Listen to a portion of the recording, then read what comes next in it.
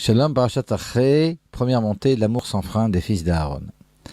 À la suite du décès soudain des fils d'Aaron, Nadav et Avihu, le jour de l'inauguration du Mishkan, le tabernacle, Dieu détaille à Moshe Rabbeinu les lois relatives au service divin dans le Saint des Saints.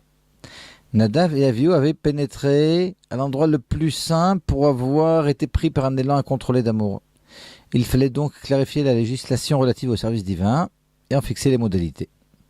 On apprend notamment que seul le Kohen Gadol, le grand pontife, peut pénétrer dans le Saint des Saints, et ceci uniquement le jour de Kippour, et encore pour un service bien déterminé. Le premier verset pourrait se traduire « Dieu s'adressa à Moshe après le décès des fils d'Aaron qui s'approchèrent de Dieu et moururent ». Or le mot « moururent » est superflu après les mots « après le décès ».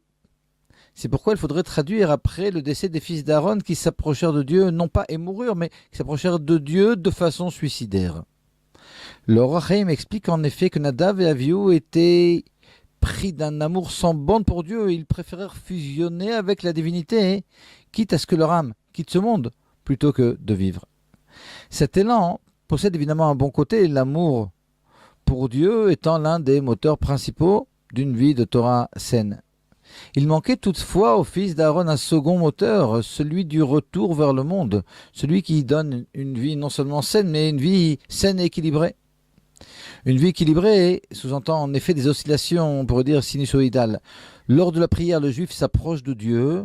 L'Amida est précédée du Kriyat Shema dans lequel on déclare un amour pour Dieu de tout notre cœur, de toute notre âme, de tous nos moyens.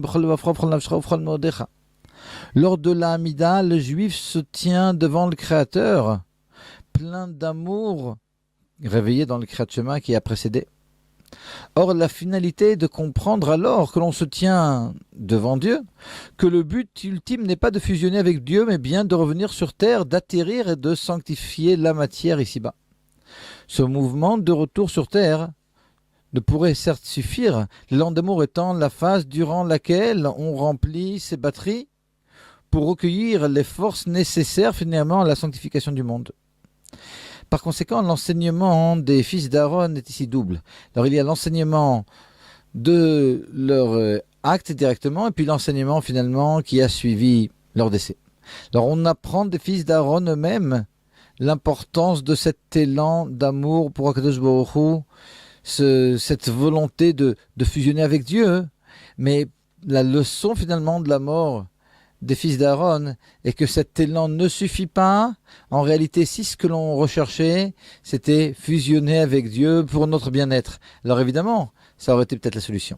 Mais dans la mesure où ce que l'on recherche, c'est d'accomplir la volonté d'Hachem, alors lorsque, pris d'un élan d'amour, on se trouve devant Dieu, on comprend que la réelle volonté d'Akadosh Baruch Hu, de Dieu, c'est que finalement, on redescend d'ici-bas pour sanctifier le monde. Et donc toute notre vie doit être une vie sinusoïdale dans laquelle on monte et on descend. Alors ne faire que monter, évidemment, ce n'est pas la solution. Ne faire qu'être finalement attaché à la matière, se remplir ses batteries, n'est pas non plus la solution. La solution est finalement ce qui s'appelle le Ratzo Vashov, c'est-à-dire l'élan vers Dieu, comprendre sa volonté, et puis revenir ici-bas, sanctifier le monde. Bezrat Hashem.